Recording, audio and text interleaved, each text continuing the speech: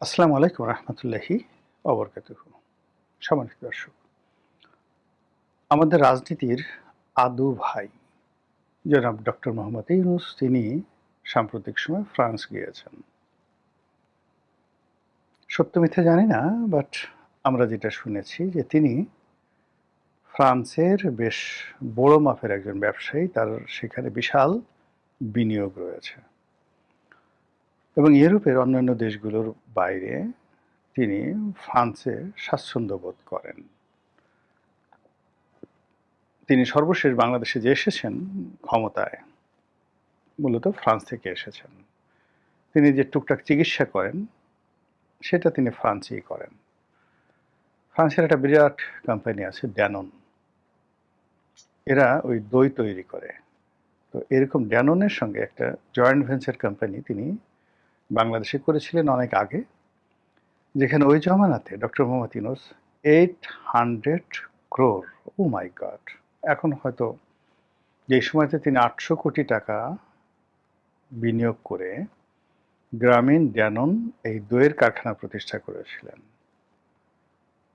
সেটা এখনকার জামানাতে মিনিমাম 2000 কোটি টাকা হবে। সেই ব্যবসাটা লাটে উঠছে। তাহলে চিন্তা করুন যে একটা মানুষ কি পরিমাণ ধনসম্পদের মালিক হলে একটা সিঙ্গেল প্রজেক্টে 800 কোটি টাকা বিনিয়োগ করতে পারে। আবার ধরুন এইবার তিনি রাষ্ট্র ক্ষমতায় এসে তার 600 কোটি টাকার কর ছিল, এই 600 কোটি টাকার কর তিনি মকুব করে নিয়েছেন।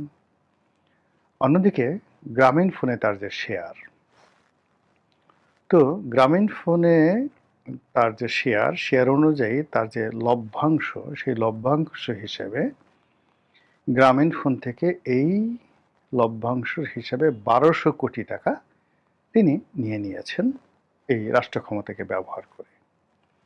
এখন গ্রামীণ ফোনের একটা বিরাট অংশের মালিক ডক্টর মোহাম্মদ ইউনূসের যে প্রতিষ্ঠান গ্রামীণ টেলিকম, আর অন্য অংশের মালিক হলো টেলিনর কোম্পানি, নরওয়ের যে কোম্পানি, সেই মূল কোম্পানি, মাদার কোম্পানি টেলিনর।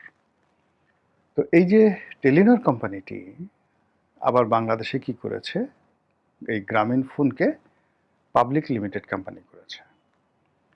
তো পাবলিক লিমিটেড কোম্পানি হিসেবে শেয়ার মার্কেটের অবস্থা ভালো না হওয়ার কারণে তারা যারা শেয়ার হোল্ডার রয়েছে, বাজার থেকে যারা শেয়ার কিনেছে গ্রামীণ ফোনের শেয়ার, তাদেরকে পর্যাপ্ত যাকে বলা হয় ডিভিডেন্ড, অর্থাৎ তারা যে লাভ করেছে সেই লাভ তারা নিতে পারছে না, বিকজ এটা প্রফিটেবল নয়। দ্বিতীয় যে সমস্যা সেটা হলো তাদের সঙ্গে বিআরটি এর একটা ঝামেলা আছে। বিআরটি এর তরঙ্গ বরাদ্দ নিয়ে, কল ড্রপ নিয়ে এবং অন্যান্য ট্যারিফ নিয়ে ভীষণ ঝামেলা। বিআরটি আনুমানিক প্রায় 6000 কোটি টাকা সেখানে গ্রামীণ ফোনের কাছে তারা দাবি করছে। দীর্ঘদিন ধরে এটা নিয়ে মামলা চলছে, মোকদ্দমা চলছে। তো বিআরটি যেটা বলছে যে এই কোম্পানিটি অসৎ, এদের চরিত্র ভালো না, এরা সরকারকে ট্যাক্স ফাঁকি দেয়, কাজেই আদালতের নির্দেশে বলা হচ্ছিল যে এই কোম্পানি মানে গ্রামীণ ফোন যতদিন না পর্যন্ত তার যারা শেয়ার হোল্ডার আছে, যারা বাজার থেকে শেয়ার মার্কেটে গ্রামীণ ফোনকে বিশ্বাস করে, রাষ্ট্রকে বিশ্বাস করে শেয়ার কিনেছে, তাদের ডিভিডেন্ড না দিচ্ছে, যতদিন পর্যন্ত তারা বিআরটি এর এই যে 6000 কোটি টাকা, এটা কম বেশি হতে পারে, জাস্ট আমি একটা ফিগার বললাম, এই টাকাটা পরিশোধ না করছে, ততদিন পর্যন্ত এটার লভ্যাংশ হিসাব করে এটার লাভ যা আসে এটা যারা মূল মালিক, মেজর শেয়ার হোল্ডার, তারা তাদের ডিভিডেন্ড নিতে পারবে না। তো সেই অনুযায়ী ডক্টর মোহাম্মদ ইউনূসের যে শেয়ার আছে সেই শেয়ারের এগেনস্টে যে 1200 কোটি টাকা ছিল সেই টাকাটা ওখানে ফ্রিজ করা ছিল। উনি ক্ষমতা গ্রহণ করার সাথে সাথে সেই 1200 কোটি টাকা নিয়ে নিয়েছেন, কোনো আইনের তোয়াক্কা নেই, অথচ এই 1200 কোটি টাকা দেওয়ার আগে অন্যান্য সমস্যাগুলো সমাধান করার কথা ছিল। এটা পেপার পত্রিকায় আসছে হালকাভাবে, কিন্তু যেহেতু তার ক্ষমতা ছিল, মবের ভয়ে তখন কেউ কথা বলেনি, যদিও আমি ওই সময়টাতে যথাসম্ভব কথা বলেছি। এইরকম একজন মানুষ যার বয়স এখন ৮৬, ৮৭, ৮৮ বছর, এরকম, একে আমি রাজনীতির আদু ভাই বললাম। আদু ভাই বললাম এই কারণে যে অনেক আগের থেকে তার রাজনীতির প্রতি মানে তিনি আকর্ষণ তার ছিল, বা তিনি আকৃষ্ট ছিলেন। কিন্তু রাজনীতি করতে যে মেরুদণ্ড লাগে, যে বিরাট একটা যাকে বলে আত্মা লাগে, বিনিয়োগ করা লাগে, নিজের মানে প্লেটের খাবার নেতাকর্মীদের প্লেটে তুলে দিতে হয়, এরকম আত্মা ওনার কখনো ছিল না, এখনো নাই, কিন্তু তারপর তিনি হতে চাইতেন। আর এরকম চরিত্রের যারা মানুষ, তারা করে কি, কারো জুতা চাটে, কারো পা চাটে। আমাদের এই গতানুগতিক রাজনীতিতে ধরেন মন্ত্রী হওয়ার দরকার, এমপি হওয়ার দরকার, কিন্তু ওরকম যোগ্যতা নাই। এই জন্য হয় কি, দলের যিনি প্রধান, শেখ হাসিনা হন, তারেক জিয়া হন, খালেদা জিয়া হন, তাদের পা চাটতেই হবে, জুতো চাটতে হবে, ঝাড়ু দিতে হবে। এই কাজগুলো অনেকে করে কাঙ্ক্ষিত মাকামে পৌঁছে যান। ডক্টর মোহাম্মদ ইউনূস এই কাজটি বাংলাদেশে না করে সারা দুনিয়াতে তারা এই কাজটি তিনি করেছেন। করে সামহাউ মার্কিন ডিপ স্টেট হোক, অন্যভাবে হোক, যেভাবে হোক, তিনি ম্যানেজ করে বাংলাদেশের প্রধানমন্ত্রীর পদটি প্রধান উপদেষ্টা রূপে তিনি অলঙ্কৃত করেছেন একেবারে বুড়ো বয়সে। এই জন্য আমি তাকে রাজনীতির আদু ভাই বলি বা বললাম। এর আগে আমি তাকে দাদু ভাই ঠাদু ভাই বলেছি। দাদার মানে আমার দাদা জীবিত থাকলে হয়তো দাদা ১০০ বছর হয়ে গেছে, কিন্তু আমার বাবার সাথে তিনি অনেক সিনিয়র, এই জন্য তাকে দাদা ভাই হিসেবে আমি বলার চেষ্টা করলাম। আমার ছোট দাদার মতো তার হয়তো বয়স। তো এই বয়সে তিনি রাজনীতি করলেন। রাজনীতিতে এসে তার সারা জীবনের যে অর্জন সেটি হারালেন। মানুষ এখন তাকে বিশ্বাস করে না, তাকে ঘৃণা করে, তাকে দুই চোখে দেখতে পারে না। এবং সারা বাংলাদেশের বহু মানুষ টকবগিয়ে টকবগিয়ে ফুটছে কখন দাদু ভাইকে একটু আদর করবে, কখন আদু ভাইকে একটু যত্ন করবে, কখন তার যারা কিচেন ক্যাবিনেট যে লোকজন আছেন তারা কি মরিচ দিয়ে এই দেশ জাতিকে রন্ধন করেছেন, কি মশলা দিয়ে তারা এই জাতিকে কাবাব বানিয়েছেন, এই জিনিসগুলো জনগণ এখন জানতে চায়। হন্যে হয়ে মানুষ খুঁজছে কিচেন ক্যাবিনেটে কি হতো, কারা কারা এই কিচেন ক্যাবিনেটের সদস্য ছিল এবং ওখানে আসলে কি হতো। এবং এই লোকগুলো যে আমেরিকা দালাল হয়ে গেল, বা এই লোক যে মার্কিন ডিপ স্টেটের এজেন্ট হয়ে গেল, স্বার্থ কি ছিল, তারা কি পেয়েছে, আর তারা সেই প্রাপ্তির বিনিময়ে এই দেশের কতটা সর্বনাশ করেছে, এগুলো নিয়ে এখন মানুষ চুলচেরা হিসাব করছে, বিশ্লেষণ করছে। প্রায় প্রতিদিনই ডক্টর মোহাম্মদ ইউনূসের বিরুদ্ধে ক্ষোভ বাড়ছে, জনরোষ বাড়ছে। এটা উল্কাপিণ্ডের মতো বাংলার আকাশে বাতাসে ঘুরে বেড়াচ্ছে। মানুষের রাগ, উল্কা যেভাবে প্রবল বেগে বায়ুর যে স্তর রয়েছে, স্তর ভেদ করে এসে জ্বালিয়ে পুড়ে ছারখার করে দেয় সবকিছু, ওইরকম মানুষের রাগ উল্কার গতিতে ছুটছে, সারা বাংলাদেশে ছুটছে। এবং দাদু ভাই, আদু ভাই এবং তার যারা কিচেন ক্যাবিনেট, তাদের লোকজনের অন্যায় এবং অবিচার খুঁজছে, ছুটছে এবং খুঁজছে। তার বিরুদ্ধে মামলা করার জন্য একাধিক আবেদন নিবেদন করা হয়েছে। তারপর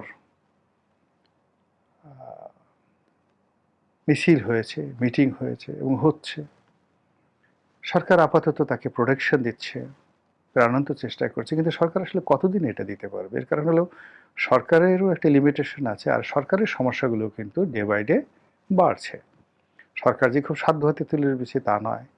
এখন এই যে আমেরিকার সঙ্গে যে গোলামি চুক্তি হয়েছে, এই জন্য সবাই বলছে যে এখানে ডক্টর ইউনূস সরকার, এনসিপি, তারপর জামাত একেবারে মায়ের পেটের ভাইয়ের মতো কাঁধে কাঁধ মিলিয়ে, গলায় গলা মিলিয়ে, একে অপরের সঙ্গে জড়াজড়ি করে পুরো এই চুক্তিটি তারা করেছে। জামাত অবশ্য বলার চেষ্টা করছে আমরা করিনি, আমরা জানি না, কিচ্ছু জানি না, কিন্তু এনসিপি এখন পর্যন্ত তেমন কিছু বলেনি।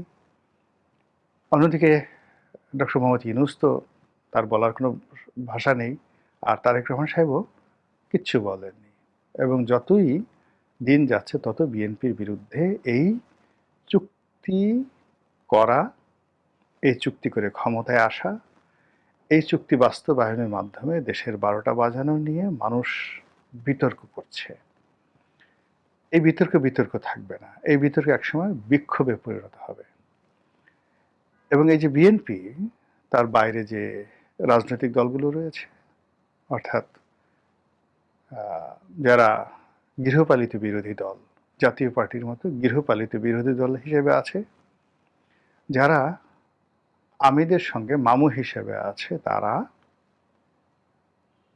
এবং ওই যে সরকারের মধ্যে যারা ইনু, মেনন, তারপরে আরেকজন ছিল কি বড়ুয়া, বিভিন্ন লোকজন, শেখ হাসিনার যারা লেসপেন্সার ছিলেন, এরকম বিএনপিরও বেশ কিছু লেসপেন্সার জুটে গেছে, যারা নামকাওয়াস্তে বিরোধী দল কিন্তু সরকারের অংশীদার।